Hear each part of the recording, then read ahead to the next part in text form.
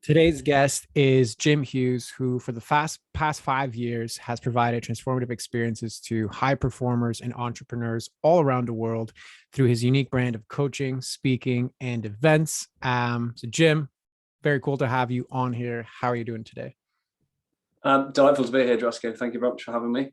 I'm having a splendid day so far, despite the fact it's just started to pour down with rain, but I'm in the UK, so that I was going to say, happens. it's like the stereotypical joke setup was Yeah, I know. I know. Hey, I was was in the working. hammock a few hours ago. So It was all rosy. oh, it was actually nice a few hours ago. Okay, Mm. that's fair. Especially because so I'm in Toronto, as I told you before, but like realistically in the past like little while we've had very British type weather, and we had like this blip of like sunshine last few days, and now it's kind of back. So ironically, I actually feel your pain, so I get it. But regardless, so I'd love for you to dive into more about yourself, because ultimately this episode is going to be about you. So I'd love for you to give us some more context on like your story. I mean, you've been an entrepreneur for a while. You've done a lot of cool things. So I'd love for you to dive into how you got into that and kind of what brings you here today. Yeah, well, thank you.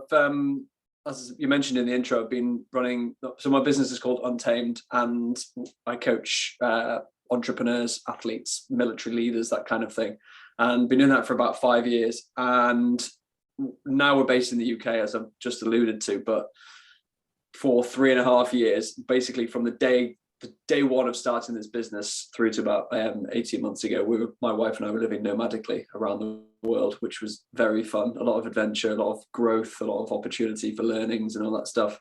Prior to that, I was in Australia for 5 years, in Perth. Prior to that, I was living in Canada, in Western Canada, in British Columbia, to be precise, for 5 years also. So I've led a very itinerant and variety and filled life, which is the way I want it. And that's the same with my business. You know, if you don't embrace growth or variety or change, you're never gonna be cut out or even start on that entrepreneurial path. But similar to you, Drasco, I think a lot of entrepreneurs, often we set up a business to scratch our own itch, or we set up a business because we have uncovered a massive insight that we want to share with other people, resulting in a pain that we experienced ourselves. So very briefly, I was running an engineering business in Australia. It wasn't my business. I was just running it for some guy. And it was very exciting at first. It was a massive growth journey. I had no idea what I was doing. It was very exciting. And it was my first proper job. So I was 26 years old, and within about a year or so of working for that company, he basically backed his way out of the office and left me the keys because he didn't want to be part of it. He probably saw the massive mining crash that was happening in Australia at the time, and I ended up running it. And once the learning curve had slowed down and the growth had started to plateau, it started to expose how much stress I was under, how misaligned I was, how unfulfilled I was. I was in the wrong environment. I was working in the wrong industry. I was fitting in to my environment rather than finding an environment that allowed my personality to thrive. So I was muting who I was, and that turned out to be extremely costly. And that I then went on a journey to figure out who I was, what I wanted to do, who I wanted to be, what my gifts were, the lifestyle I wanted to lead, all that good stuff. And ultimately that has led me to the work I now do. I realized how far away I drifted, how easy that drift had happened, and how it had crept up on me, the massive impact of it. And then was like, oh my God, how many other people are like this? Like, who can I help avoid that level of misalignment? Because ultimately life is way too short to spend your life like that. Love it. And I mean, it's such a recurring theme on the guests that I have on here, and certainly with my clients as well, where it's like your mess becomes your message, right? Like this crazy thing that I went through Yeah. that, ultimately led me to where I am. And I've learned the lessons that I needed to learn. But certainly wasn't a fun time when I was going through it. I am thankful for now because it allows me to do the work that I do. So, it certainly mirrors my journey, mirrors the journey of a lot of different people. So I'd love for you to then dive into knowing all that and having the vast experience that you do. What is it that's happening in your business right now? Well, you speak to me at a really poignant time, and it actually feels like I've just turned a really big corner. I won't tell you why or how, because I'd be interested to hear your side of things rather than just impose my own thoughts on it, because that won't help me grow at all. That will just close off opportunities. But long story short, my business pretty much doubled in revenue for the first 4 years. And obviously each year that got progressively harder, and starting from zero, it was pretty easy to begin with. But then and during when COVID first hit, they were some of my most successful months revenue wise. And then last year, revenue started to plateau and then drop, and it has every month. It was like, okay, well, next month, okay, next month, okay, next month, and it's been going on for pretty much 12 months. And the fulfillment during that time has been unbelievable. What's held all together is I absolutely love what I do. I have not thought for 1 second that I'm on the wrong path. I love who I serve. I love how I serve them. The only challenging thing has been the how behind the business, the logistics side of it. And obviously in amongst all of that is it me? What can I do differently? So I've, done the courses, read the books, all that kind of stuff, and I made progress, and then thought, oh no, okay, I need to pivot there. I need to switch that. That's the issue. That's the issue. So there's been a major shift recently, but ultimately, I'm at a point where it's, I suppose, how can I sum this up in a succinct way, which is not normally my style. I'm at a point where it would be, I've been prioritizing revenue over profits, and I've been prioritizing growth over stability and simplicity. And now's the time for that to change. I've just started reading a book called The Company of One, actually, which is fascinating. So that's been a whole new revelation. So I suppose that's where you catch me right now. Got it. Okay. So prioritizing revenue over profit. You said growth over simplicity. Is that how you simplicity? Yeah. Okay. Got it. So in that case, how would you define the problem that you're experiencing right now? I would define the problem as I was asking the wrong questions. Okay. So I kept asking the question, how can I sell more? How can I increase revenue? How can I make the most out of my teammate who's my right-hand man, essentially? How can I get him to add the most value to this business? Rather than other questions like, how can I cut costs? Is my right-hand man actually necessary? Is he costing me more than he's adding value? How can I prioritize simplicity? How can I get back to my core? How can I stay aligned and actually practice what I preach? Beautiful. So clearly this is not your first foray into, self-awareness and being introspective and diving into, because you obviously, like, you're very self-aware, very articulate with regards to breaking down the observations that you see. So knowing that I was asking essentially the question of, like, how do I maximize more versus work towards getting closer to what I want? I'm going to ask the same question again. Then, knowing all of that, what's the problem that's in front of you right now?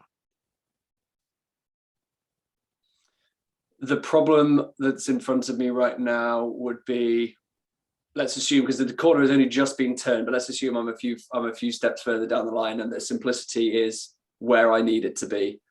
My costs are where they should be, i.e. stripped right back, which I feel they genuinely are at this point. I honestly don't think there's anything more I could strip out of it. I keep thinking that and then finding more, but I think it's there.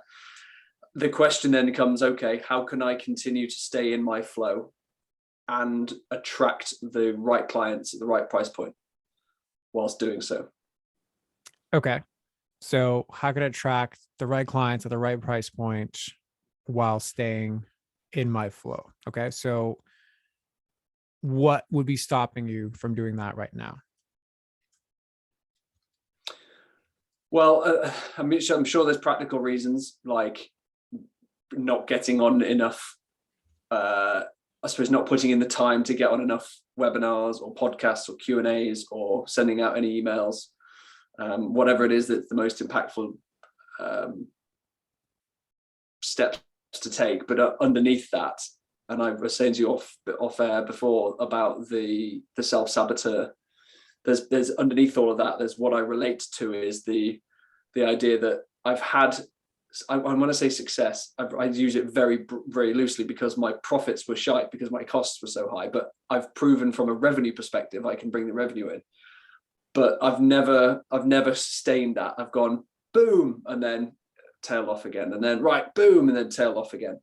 So underneath that, I would assume that is my biggest challenge: is how can I make it a sustainable level?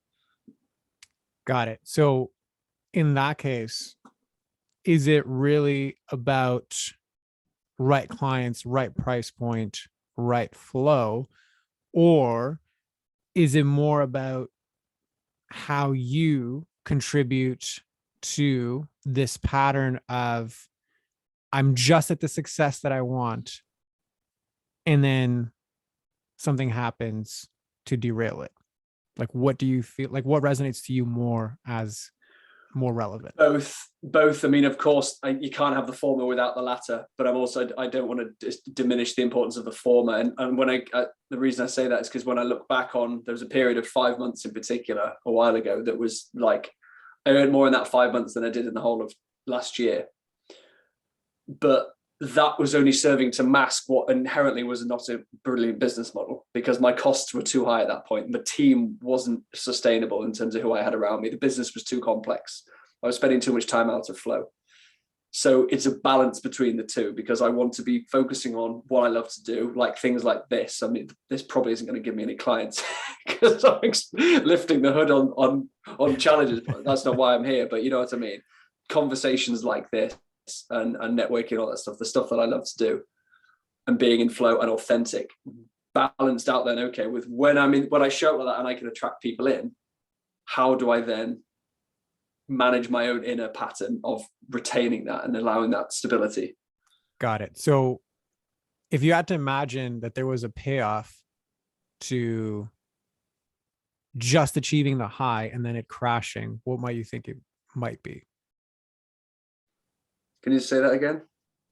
So if you were to assume, like hypothetically speaking, that on some level, there's a part of you that is finding payoff in the crash, Got you.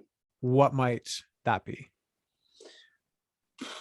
I'll just go with my instinct. The first thing that comes to mind, which has crossed my mind before, is the whole hustle. Oh, I'm an entrepreneur. Entrepreneur's tough. Entrepreneurship's tough. I've kind of got to crack a regain.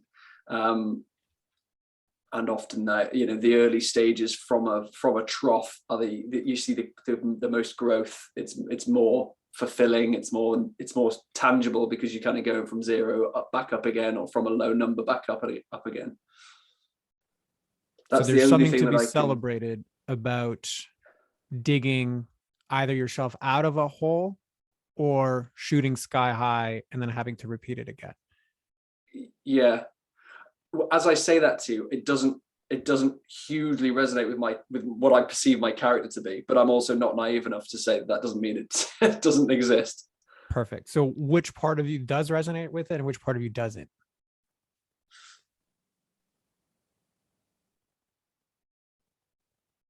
The bit that doesn't is I don't feel, and again, I'm open to being wrong about this, that pattern shows up in any other form, in any other area of my life.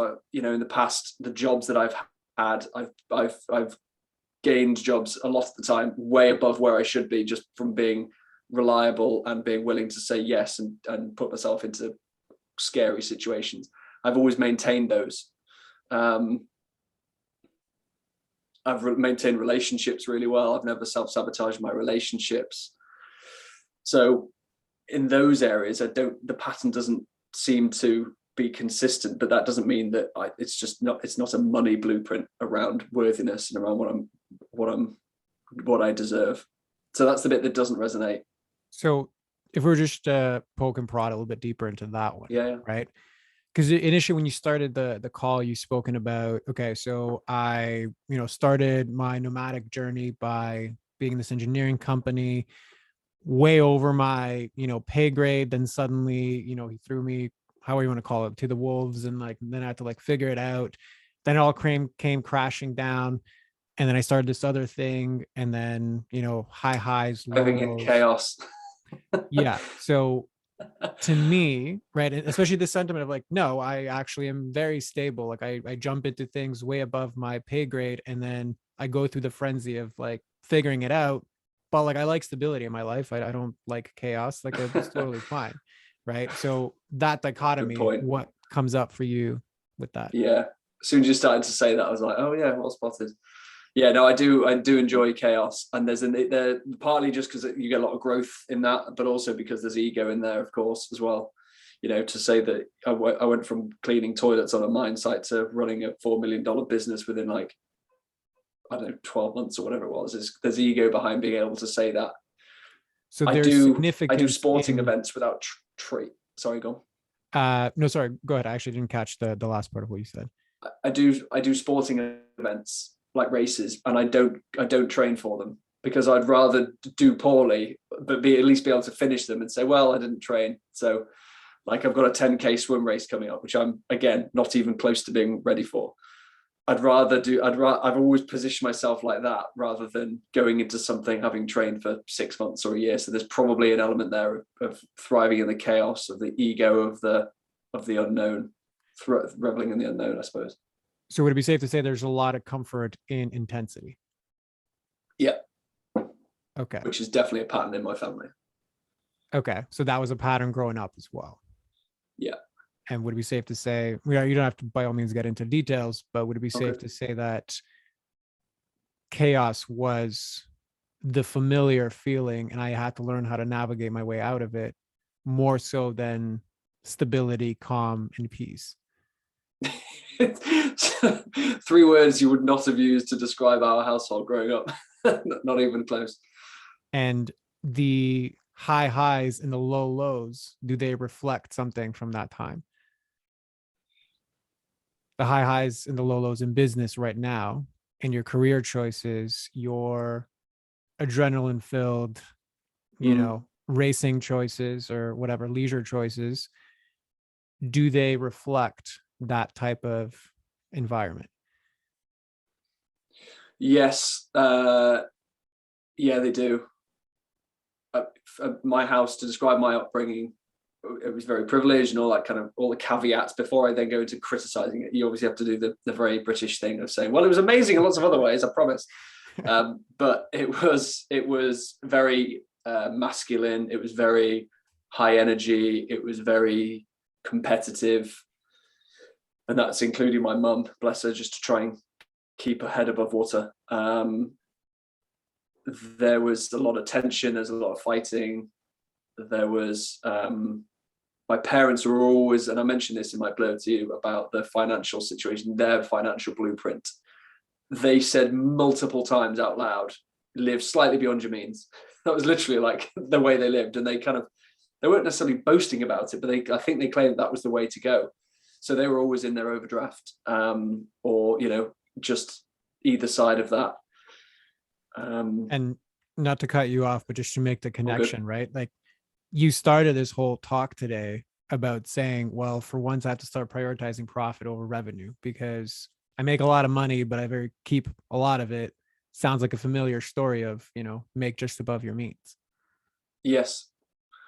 Yeah, very true. And So whilst I can rationalize it by saying, well, I've only ever reinvested the money in my business back into my business in terms of my own personal development, my own professional development, my team, sales, marketing. I've never spent it on holidays or houses or cars or anything.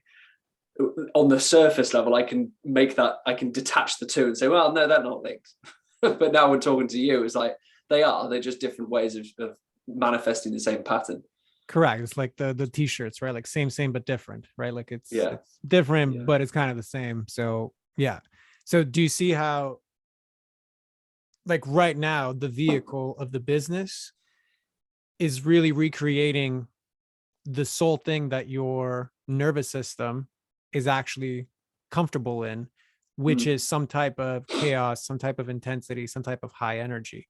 It's really hard to replicate those high highs, low lows if things in your business are stable. They don't require putting out fires. They don't require the hustle to go forward, which is very much reflected in that pattern of just as soon as I get that high, let me find where I'm going to spend the money, right? Like it's scarier to have the stability of something Mm. and like, I am cool, I'm calm, I'm all right. Like, what do I do?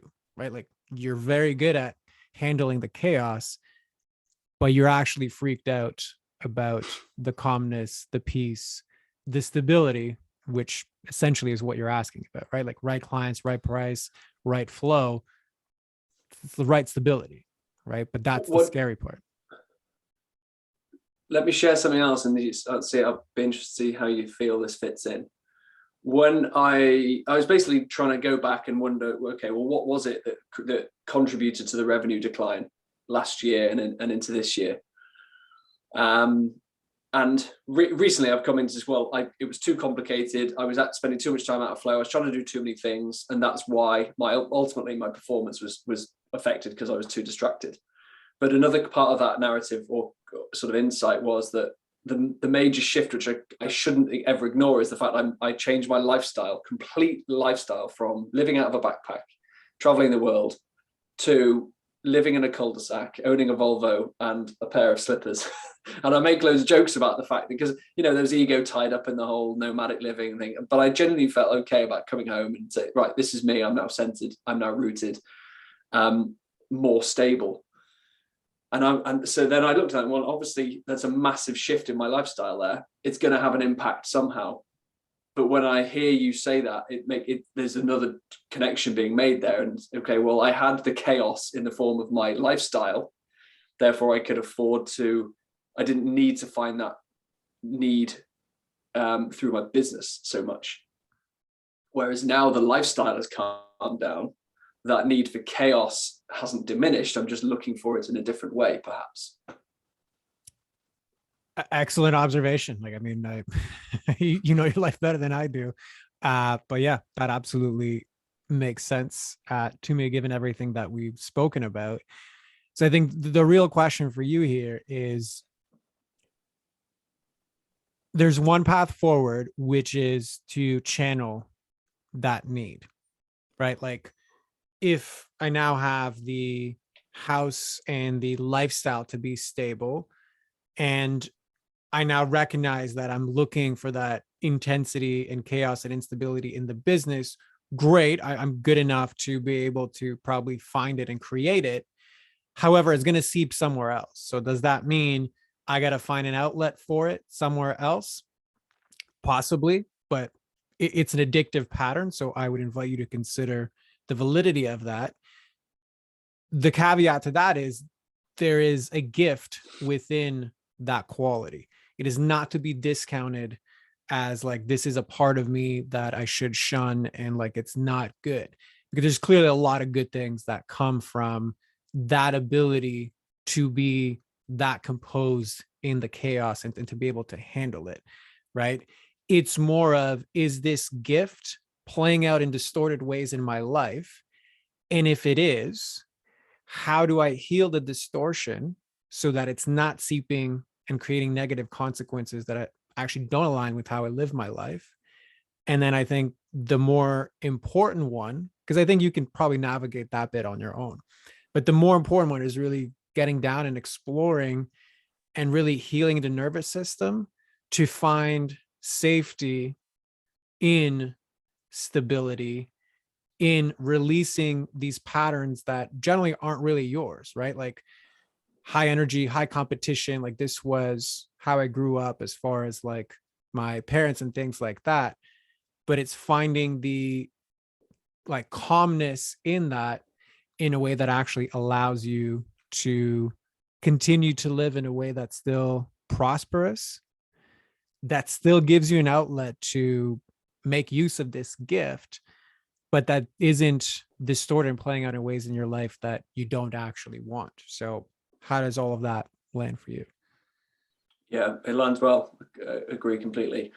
I can either continue to treat the symptom, which is to meet my need for chaos and just find cliffs to jump off, which incidentally is a conversation I've been having with a few friends around here. But like, I'm going mountain boarding and dirt surfing and stuff with a few people next week, just try and get that need met. So I could continue to do that, and I intend to, but as long as that's coming from a healthy place rather than trying to avoid a fear or avoid a pain.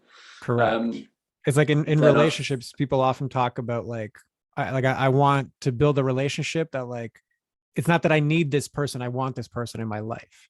Right. I think it's the same thing for you here. It's like, I don't want to live in a space where I need to create situations of disaster so I can feel the familiarity. It's no, I'm going to heal that part. And I'm just going to like, I want to go jump off a cliff. That's a cool thing to do.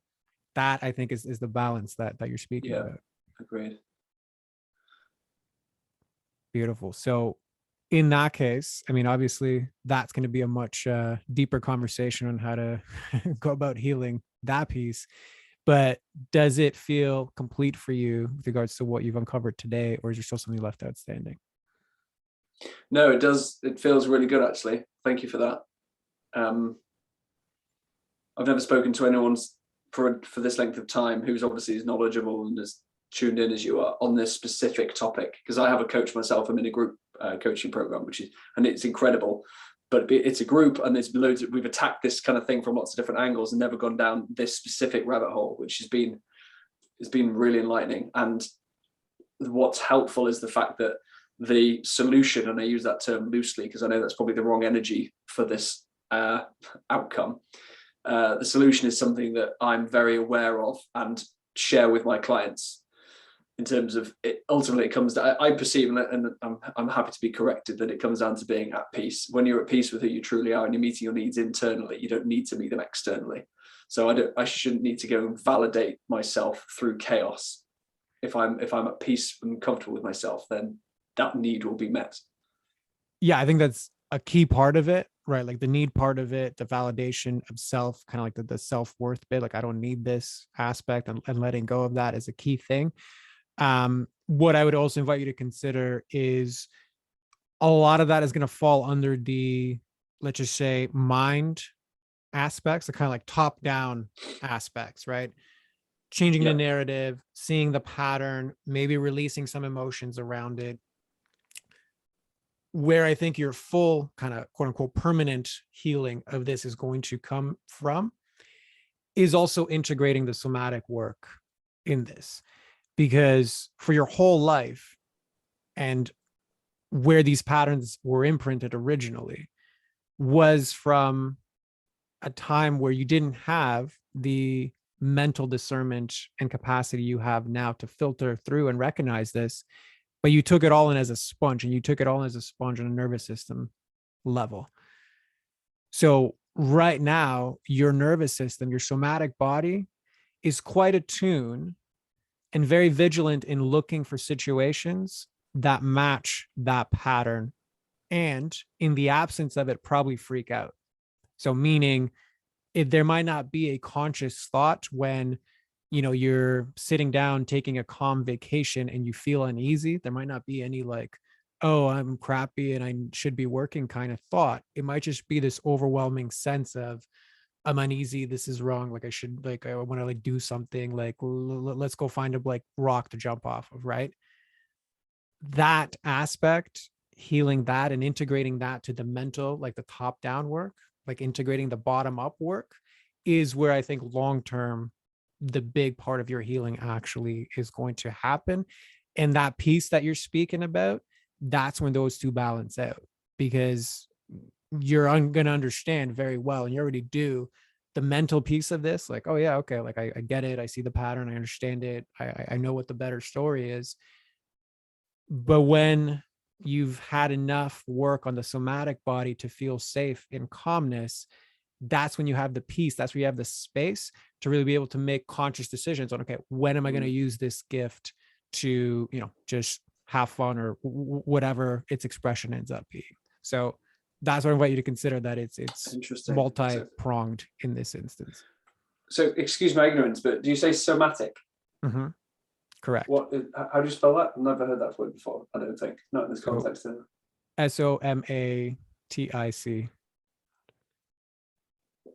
And what does that relate to? when I say somatic, there's obviously many definitions of it. In a simplistic sense, you could be like, okay, what's the sense in my body? More practically speaking, you're basically looking at nervous system, right? So Okay. if you want to, like, people often talk about, like, okay, you have your subconscious thoughts, your subconscious blocks. Those are like things that haven't surfaced yet to your conscious mind to begin to look at, like, to be available for inspection. Your somatic body is like the much more primal part of you. And let's just say it's the part that represents, like, you know, I can do all the mindset work that I want, but when a snake pops up in front of me, I'm gonna like freak, like I'm gonna jump in some sort of way, right? Like that is involuntary. It bypasses your conscious mind and exists on a plane that doesn't speak in language, and sometimes doesn't even speak in emotions, right? Yeah. Okay. It's the same reason that, like, it doesn't logically make sense to be afraid of spiders that can't kill you, but some people are completely and utterly freaked out by them. So you can do all the mindset kind of top down work with them that you need to, but it's not until they learn how to somatically be able to handle and increase their capacity to handle more of, spiders, and being in the space of spiders, that fear really truly peacefully goes away. And that's why I brought it to your attention that, like, you probably already have a lot of the tools to work through this, again, top down. Yeah. But this is the piece that usually gets overlooked, and this is the piece that, in my opinion, always contributes to self-sabotage, because sometimes it's like our body that pulls us in one direction. Like, you can't explain it, but it's like, no, I feel like I have to do this. I don't really understand why. And it will rationalize and we'll find reasons for it. But that's the part that goes first. And that's really where the full healing occurs. So I know that was a lot. So does that answer No, your no, I question? got Or it. I love it. Thank you. perfect. Makes a lot of sense. So anything else there that you feel like is unclear for you? No, I mean, I was just going to get into some practical questions about somatic and the types of healing and all that stuff, but I'm sure that's not the most valuable question for your listeners. Um, so I suppose I can research that unless there's more there you feel like you should share. Yeah, I mean, with regards to stuff like that, beyond the explanations, it's really the processes and the exercise of actually going through that, like increasing your capacity to be okay with actually, like, being calm, putting yourself in those situations and learning what are my patterns as far as like being very upregulated, and how do I downregulate myself in those times, spotting the triggers of all of those, right? Like, that's an ongoing process that, like, I can explain theoretically, but does it Yeah, make sense to do it in this instance? Because it's your application to you will be in the of course. application of those things. So does that make sense? Yes, it does. Yeah, thank you. Perfect. Okay. So in that case, if all this feels complete for you, why don't you just sum up for us in your own words? What was your experience like? What were your biggest takeaways from your perspective? It's very powerful. It's really good. Thank you. I really appreciate your time. I'm just looking at my notes on the board. It was really cool to tie together a few things that in isolation I knew, but I've never brought them together before, and just joining dots. Like, I knew what the relation, my dynamic was like at home. I knew how my patterns at work had showed up. I knew what this, that, the other, but now I never sort of brought them all together and synthesized them, I suppose, to make sense of it. And it's something I've wrestled with for quite a while, because I've been conscious of the self-sabotage nature, the boom and bust, so to speak, for quite a while. So it's really cool to have a lot more context and clarity behind it. So yeah, thank you very much. Appreciate it. You're very welcome. And yeah, I'm glad that that's what came out for you, because that, I think, is by far one of the most important parts of that. So in that case, just close us off and let everybody know, where's the best place to find you, who's the best person to find you. Floor is yours for that. Oh, thank you. Well, it's Untamed. Become Untamed is the URL. So if anyone wanted to check that out, we have a little quiz on there called Find Your True Path Quiz, which helps. It's a really good starting point for anyone who wants to figure out how far away from their true path or how misaligned they currently are. Otherwise, I'm on LinkedIn. I'm not really on Instagram very much, so LinkedIn's the best if someone wants to reach out and say hello. And Jim Hughes is the name on there, and Untamed is the company. Beautiful. Love it. As always, we'll include all of that in the show notes. So everybody, thank you for listening. And then I'll have my closing thoughts after this. But otherwise, we will see you on the next one.